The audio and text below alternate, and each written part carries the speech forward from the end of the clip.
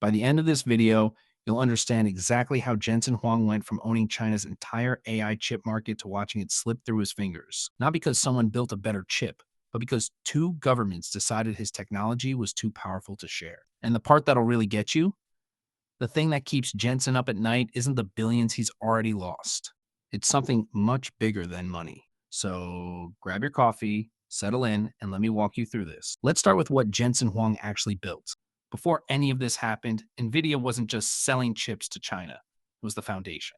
If you wanted to train an AI model anywhere on the planet, you needed Nvidia hardware. More importantly, you needed CUDA, Nvidia's software platform that had spent 15 years weaving itself into every AI lab, every university, every tech company, until switching away was basically unthinkable. Think of CUDA like the windows of artificial intelligence. Once you're in, you're in. And China was all in. In Nvidia's fiscal year 2025, China and Hong Kong generated $17.1 billion in revenue, 13% of Nvidia's total. Baidu, Alibaba, Tencent, ByteDance. Every major player was building on Nvidia's chips. Every startup, every state-backed research lab. Nvidia didn't just have customers in China, it had an empire. Then came October 7th, 2022. Washington dropped the most sweeping export controls in decades. The Bureau of Industry and Security ruled that Nvidia's most powerful chips, the A100, the H100, were too strategically dangerous to sell to China. Dual-use technology, they called it. Civilian on the surface, military capable underneath. Overnight, Jensen's best products became restricted goods in his biggest foreign growth market. Now, here's where it gets interesting. Jensen didn't accept it. He's an engineer. Engineers solve problems, so he sent his teams back to the lab with a strange assignment. Design chips that are deliberately worse. They built the A800 and the H800, same architecture, but with chip-to-chip communication speed dialed down just enough to slide under the government's threshold. Imagine building the fastest car in the world, then putting a governor on the engine so it tops out at 197 miles per hour instead of 210. That's what Nvidia did. It worked. Chinese customers bought them by the billions. Revenue kept climbing. Jensen had threaded the needle, except Washington was watching. According to the Center for Strategic and International Studies, U.S. officials spotted the loophole as early as December 2022, weeks after the original rules took effect. But it took nearly a year to act. During that year, billions of dollars of A800S and H800S flowed into China. Then on October 17, 2023, the rules changed again. New thresholds, tighter restrictions. The A800 and H800 blocked. Jensen's workaround was specifically targeted and neutralized. So he went back to the lab, built the H20, even more constrained, even further from what Nvidia could actually make, but still compliant. Still running CUDA, still Nvidia. Chinese companies bought it aggressively. They weren't just purchasing chips anymore. They were stockpiling them. They'd watch the cycle. Restriction, adaptation, restriction. They knew the window would close. In a single quarter, Nvidia recorded $4.6 billion in H20 sales. And then came April 9th, 2025. Nvidia got the call. The H20, the chip designed from scratch to survive export controls, now required a license to ship to China. The last compliant chip got restricted. The financial damage hit immediately. A $4.5 billion charge for stranded inventory. Another $2.5 billion in revenue that simply couldn't ship.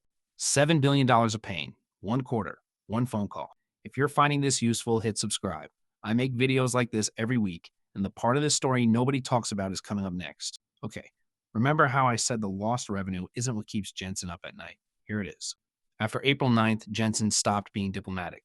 At the Milken Institute, he stood in front of the world's most powerful investors and said something extraordinary. The Chinese AI market in a couple of years is probably $50 billion.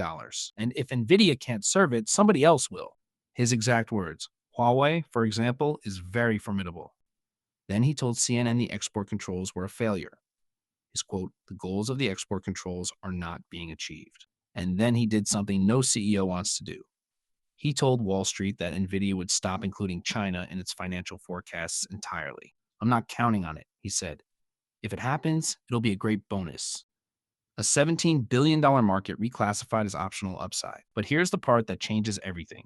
Jensen's real fear isn't Huawei's chips. Not yet. Huawei's Ascend 910B runs at roughly 60 to 80% of the H100's performance.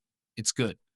It's not Nvidia. What terrifies Jensen is the developer flywheel. Every Chinese engineer who learns Huawei's CAN framework instead of CUDA is an engineer who may never come back. Every company that rebuilds its infrastructure around Ascend carries new switching costs. Every government-backed project that chooses domestic chips creates institutional knowledge that compounds year after year. That's exactly how CUDA itself became dominant. It wasn't the best platform in 2007, but by 2017, it was inescapable. Jensen watched that flywheel build his empire. Now he's watching the same flywheel start spinning for someone else. In early 2025, the Chinese startup DeepSeek released an AI model that matched top American systems at a fraction of the compute cost. The export controls were supposed to restrict capability by restricting compute. Instead, they taught Chinese engineers to do more with less. That might be the most dangerous outcome of all. Jensen flew to Washington to lobby. Then he flew to Beijing to reassure partners. He made a national security argument that flipped Washington's logic entirely. If Nvidia stays in China, the world runs on American standards. If Nvidia leaves, China builds a parallel ecosystem, and every country on Earth eventually has to choose a side. He wasn't just selling chips anymore, he was selling the theory of American power. Let that sit for a second. The man who built the most important technology platform in modern AI, who started this company at a Denny's in 1993, is now a corporate diplomat shuttling between rival superpowers, arguing that selling his own product is an act of national security, not because his technology failed, because it succeeded so completely that both governments decided it was too important to leave in his hands. So there it is. Nvidia didn't lose China because of a better chip. It lost China because the rules kept changing until even the most brilliant engineering couldn't find a legal path through. And the real cost isn't the $7 billion in one quarter or the $17 billion in annual revenue. It's the possibility that the world's second largest economy builds an entire AI future on a foundation that has nothing to do with Nvidia. And once that foundation is built, it doesn't come back. Jensen Huang is still fighting. The story doesn't have an ending yet. But the question it leaves you with does. What happens to the future of AI when the two most powerful countries on Earth stop sharing the same technology? And every developer, every company, every nation has to pick a side. If this changed how you think about the AI race, share it with someone who needs to hear it and subscribe. Because I've got something coming next week that goes even deeper. I'll see you then.